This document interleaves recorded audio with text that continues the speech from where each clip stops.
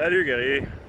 Toujours au bord du gouffre, il m'est venu l'envie de te parler de la corrélation négative entre liberté et sécurité. Corrélation négative, je suis pas sûr que ça se dit pour de vrai, là, mais dans ma tête, ça fait du sens. Là, autrement dit, plus t'as de un, puis moins t'as de l'autre. Puis plus t'as de l'autre, puis moins t'as de l'un. Donc on sacrifie notre liberté à mesure qu'on demande de la sécurité. Je te parlerai pas du COVID là, pour aujourd'hui, je vais te raconter une petite anecdote de camping pour illustrer de quoi je parle.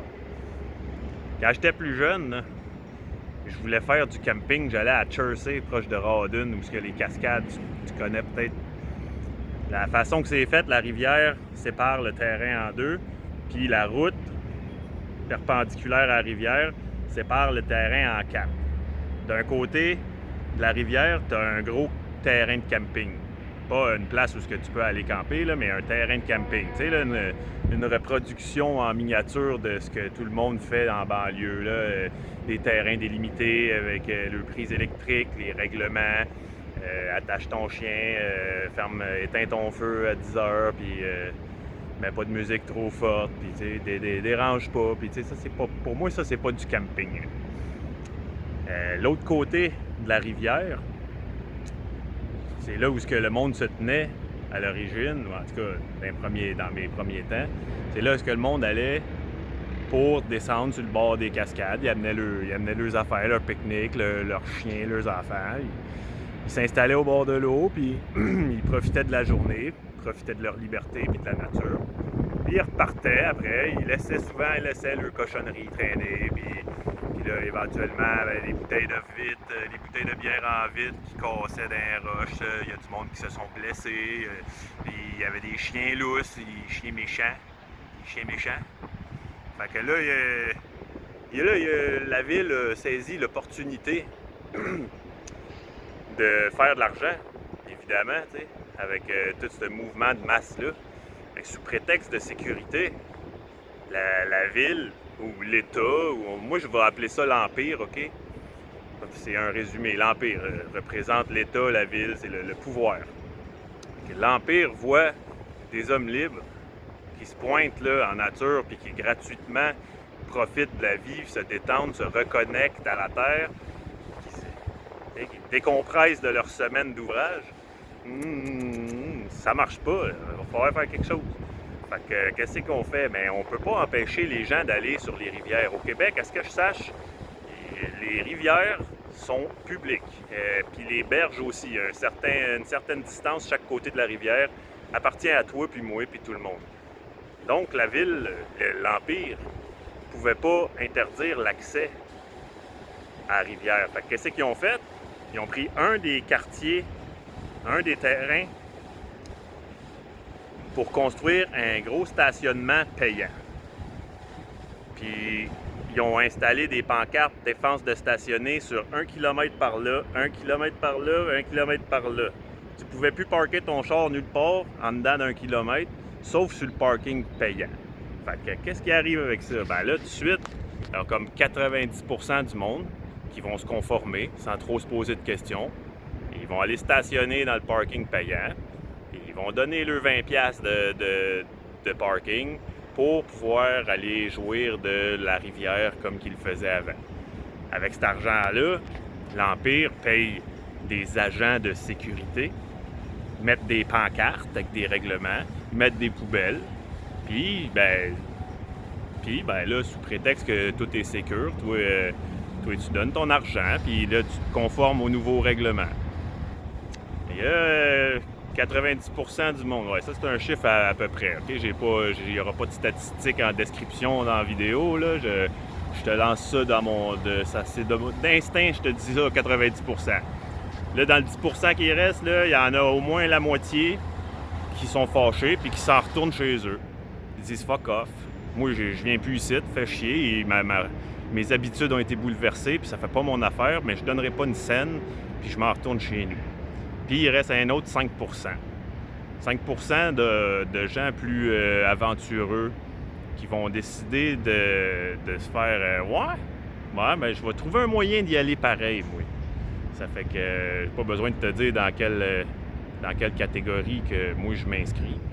je suis dans le dernier 5%, celui des hommes libres aventuriers. Fait que j'ai pris mon char, puis j'ai exploré les chemins. J'ai laissé faire les routes asphaltées. J'ai pris le chemin qui était en garnotte. Commencé à rouler. Oups, une petite trail de 4 roues ici. Je peux rentrer dans la petite trail de 4 roues, tu sais, il va graffiner la peinture de mon char, mais moi, je m'en contre COVID. Mon char, c'est juste pour me déplacer d'un point A à un point B. C'est pas une étiquette, un identifiant social. Magane pas ma peinture. Bon, je digresse. Anyway, rentre dans la trail de 4 roues avec mon char. Réussis à me rendre pas trop loin de la rivière. Débarque la tente, débarque le chien, la caisse de bière. Et puis là, je m'installe au bord de l'eau. Juste l'autre bord de la rivière, en face du camping payant. Puis je m'installe, puis je me débouche une bière, je me baigne, je sèche mes affaires, je lis un livre, mon chien est lousse, il est heureux, il est libre, je suis heureux, puis je suis fier de ma shot. Puis à 10h le soir, quand je vois la sécurité, l'autre bord qui a été payé par les campeurs, pour... Tiens, dans le fond, ils ont donné leur argent pour payer le salaire du gars qui s'en vient leur dire d'éteindre leur feu parce qu'il est 10h, parce qu'il y a des règlements à cette heure. Moi, à cette heure-là, je rajoute une coupe de bûche dans le poêle, puis je suis doublement fier de moi. Je me sens doublement libre. Et puis ça s'est passé comme ça pendant quelques années, ça allait bien. Mais à un moment donné, l'Empire a réalisé qu'il y avait un petit 5% encore de dissidents qui trouvaient le moyen d'aller profiter gratuitement de la rivière.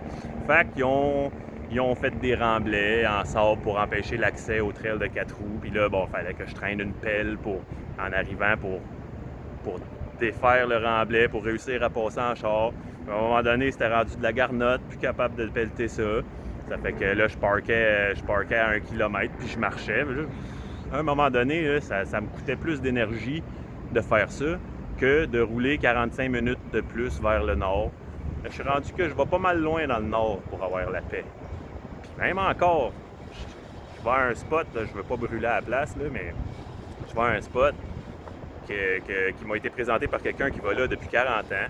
Du monde respectueux qui fréquente la place, jamais de bouteilles cassées, jamais de cochonneries qui traînent. Mais est arrivé ce qui devait arriver. L'Empire a réalisé ça, qu'il y avait du monde qui jouissait de leur liberté puis de la nature. Puis l'Empire considère que ta liberté, ainsi que la nature, leur appartiennent puis qu'ils ont le droit de te charger de l'argent quand ce que tu y vas puis de te mettre des règlements. Ça fait qu'est apparu les pancartes. Les pancartes ont fini par apparaître pour dire qu'on n'a pas le droit de camper, on n'a pas le droit de faire de feu, on n'a pas le droit d'avoir de chiens lousse, gna. Ça finira jamais, ça. On a beau aller de plus en plus loin, là, je sais pas si tu vois, mais de mon point de vue, là, c'est un combat qui dure depuis au moins 2000 ans entre un empire esclavagiste puis des hommes libres, des guerriers assoiffés de liberté qui veulent conserver leur liberté puis la léguer à leurs enfants. Tu comprends-tu où est-ce que je veux en venir avec ça? C'est sûr que c'est plate d'arriver sur un spot de camping, que les derniers qui sont passés là, ils se sont laissés traîner, il y a des bouteilles cassées, il y a de la crotte de chien. Des fois, tu arrives là, puis il y a du monde, faut concilier, faut faire des compromis. Tu trouves un autre spot à côté. Oui, c'est pas l'idéal, mais tu es libre au moins quand tu fais ça, tu te sens libre, tu peux faire qu'est-ce que tu veux. Après ça, ça t'appartient, les risques qui viennent avec ça, d'avoir des querelles avec les gens qui décident de s'installer là, même si toi t'es là, tu te bats avec celui qui vient de casser sa bouteille de bière à terre, puis est-ce que tu veux pas que ton chien ou ton enfant se coupe les pieds dessus. C'est des risques qui viennent avec la liberté. Mais la liberté a tellement un bon goût que moi j'accepte les risques qui viennent avec.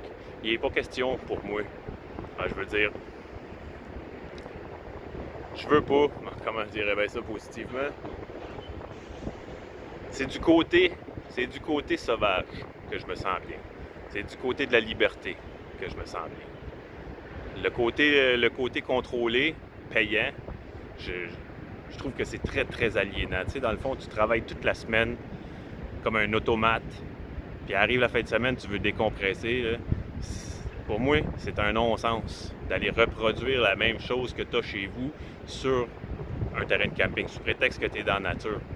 Mais t'es pas tout à fait dans la nature. En tout cas, c'est pas naturel. Il y a des délimitations rectangulaires avec des chemins entretenus, puis des règlements. Bon, ok, je commence à radoter, hein, mais je voulais juste te raconter cette petite anecdote pour que tu vois où ce que je me situe par rapport à la liberté puis la sécurité, par rapport aux hommes libres puis à l'empire esclavagiste.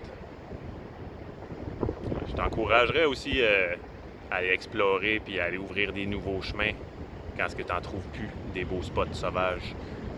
Fais ta place, goûte à ta liberté et bats-toi pour la conserver, quitte à, quitte à devoir faire plus de millage, c'est sûr que c'est plus d'efforts.